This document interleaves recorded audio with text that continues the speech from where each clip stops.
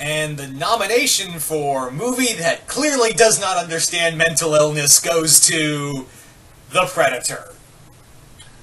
Oh boy. So if you're here from my channel, welcome. This is going to be my spoiler review. And if you're new here, click that subscription button real quick, hit the bell, and also, as always, like, share, and subscribe. I already said 2 of those things, but yeah, like, share, and subscribe to this channel, and welcome to YOUniverse, the only nerd-centric thing you need in your life, and this is going to be DPZ riding solo on this spoiler review of The Predator. Now, on my channel, I did a non-spoiler review of this movie, but we're all here for the spoilers, and I need to get on to this movie. And I know I sound a little incoherent, but guess what, guys? This movie is totally fucking incoherent. You can thank all the edits for that. Now, I will admit that this movie does have its perks. The characters are all fine, but I will say right out the gate, this movie clearly does not get, they're all supposed to be characters with the PTSD. It doesn't show that at all in some cases, and it's just kind of like, they throw it in there just to be like, oh, okay. The only character I feel like that does feel like they got the mental illness thing down, and this is a close one, was the character of Nebraska. Everyone else just felt like, oh, we're just weird. And the same with the kid, with the main character, McKenna's kid, who has autism, who, yeah, it fluctuates between, and I was thinking to myself, half the time, did you guys not do any research on how autism works? And it did throw out this interesting theory that maybe mental illness isn't so much an illness so much as it is the next step in evolution, which, I don't know, is that a real thing? Is that a real hypothesis to some people? Because I can tell you firsthand, I've yet to see that. I have yet to see anyone say that mental illness is the next stage of human evolution. Because speaking with someone who does have his share of problems, yeah, I don't feel like the next stage of human evolution. I just feel like a guy with some anyway. Woo! Almost went a dark path there. Anyway, so let's continue with the rest of this review. So, as I said with this spoiler review, we do get some stuff. The Predator, the 2 Predators we get in this movie are the first one, which they refer to as Thing 1, and his whole thing is that he has arrived on Earth to give mankind a special weapon that will help them combat the other Predators. Now, from what I understand, is that this was cut out, but that Predator that came down to Earth was from a rival tribe, from the Big Predators, from the Big Predators group. Like, the Big Predator was from one tribe, the other Predator was, known as the Fugitive, was one from a rival tribe. So, I was kind of, like, I was left, but I don't know if that's true or not, because if the first Predator, the Fugitive, did come down here to help us and give us this weapon that I will spoil right here and now, it looks like a fucking Guyver suit. Also, the CGI on that thing is so goddamn awful. Like, they build up this whole thing of what did the Fugitive Predator give mankind? What was this special miracle weapon?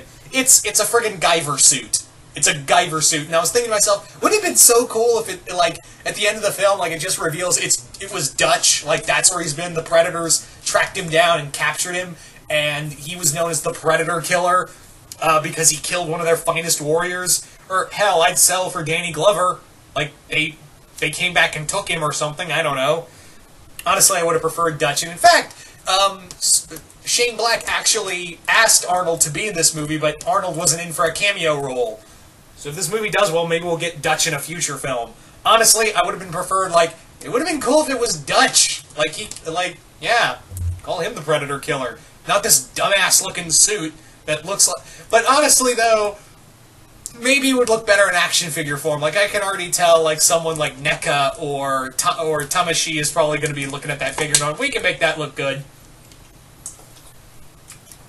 Anyway, so... As I said before, this movie was cut to ribbons, and there are some points, like, there's one scene where I was like, well, where did they get that Winnebago? Or when did they get those rifles? Because there's one scene where they're all split up, and then the next scene you see all the loonies, as they call themselves, are all back with these, with, like, automatic weapons. I was like, where did you get that? I was like, where did you get all of those tools, and where did you get all those weapons? Because I missed a scene. Also, they build up this pit bull for McKenna's kid. I'm forgetting the kid's name. But his son, like, starts bonding with a pit bull, and then they throw that subplot out, like they did so many other things with this film. A few good things, as I was, bouncing around, because, like I said, this movie's cut around, so might as well bounce around with this review, is that, another thing I liked about this is that there are some sweet kills in here. Like, when the fugitive predator is breaking out of that facility, yeah, I'd be lying if I said I wasn't, like, I enjoyed that. And I gotta admit, like, I did enjoy that we had a predator with prosthetics. Like, it was nice to see an old suit predator. And although, yeah, the giant predator was CG, and in some cases, really bad CG. Like, really god-awful CG. But, yeah. Where else? Oh, yeah, what else with this movie? I'm trying to figure out, because I can't really put into words of how this movie disappointed me. I mean, it does do the whole shit on the Predator lore of they're looking for the baddest motherfuckers on every planet to hunt them, but it's not really for a ritualistic hunt or to gain honor and, all of that. No. It's that they want to hybridize with people and make even better predators and conquer the world. Because, yeah, why make one of the more interesting creatures in science fiction and just make them another one of those alien conquering races? Why not, right? Oi. Oi, oi, oi. Sorry for that. I think I might be coming down with something other than a lack of pity for this film. Like I said, this isn't the worst film I've seen of 2018. Oh no, I can point to a few others that I saw that were total shit sandwiches. This is... If I do a top 10 worst movies of 2018, there might be some argument for this movie on here. But as it stands, I can find good in The Predator. Like again, the action is pretty solid. The first 10 minutes of this movie is actually pretty good. But they also forget that, the Predator's supposed to be, like, sneaky and shit. Nope, they completely throw that out for, Predator's gonna, Pred smash and all that. Although I'd say I'd be lying if I didn't want to see, and this is for Dark Horse, if, anyone from Dark Horse is by chance watching this, I would love to see that the hybrid Predator, like, in the Dark Horse comics, because they would make it awesome. I would love to see that thing throw down with, like, a Xenomorph Queen, or an Engineer, because we got that in Fire and Stone, a fight between a Predator and an Engineer, and that was pretty awesome. So imagine, like, that Predator throwing down with, like, an Engineer, or... Like, I would like to see that more with a Xenomorph Queen. Like, that version of a Predator take on a Xenomorph Queen, or a Pred Alien, maybe. But, yeah... They do leave off for a sequel, which I'm like, I don't know if you warranted that. Why can't we just have a movie? Why, I don't know. And again, this movie suffers from all those cuts. The characters are fine, some of them. And I'll talk about this because I talked about this in my non-spoiler review. Man, they make some dumbass decisions. Like, there's one really blaring one of the mother, like, it's Halloween night, her kid has autism, and she lets him go trick-or-treating out alone. Even with a kid who doesn't have autism, you don't do that. Not even, like, my parents wouldn't let me do that when I was, like, 10 or, like, it was in my own neighborhood, and they wouldn't let me do that until I was, like, actually, no, I stopped trick-or-treating when I was, 12? I want to say 12, yeah, 12. But yeah, that is bad parenting 101. What the fuck? Like, I had an audible, what the fuck moment at that point. The Predator technology, I was like, whatever. The new Predator, like, augments, I was like, and this is my thing I had with Predators, and I like the movie Predators, was, the whole thing of, why do we need a super ultra Predator when the Predator is fine just being a predator. Like the first two movies, I like Predator 2. It clearly shows that you can do. People will come to just watch a regular Predator from just those two movies alone. That's proof enough. So I don't know why we have to keep making them super duper predators, and let alone one with like hybrid abilities and an inner exoskeleton.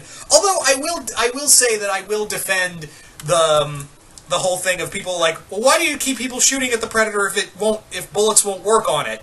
To which I'm like, well, you're not gonna face it's kind of basic human instinct is just to survive, so you can't really throw a rock or stick at it, and this thing is clearly not really the most honorable type.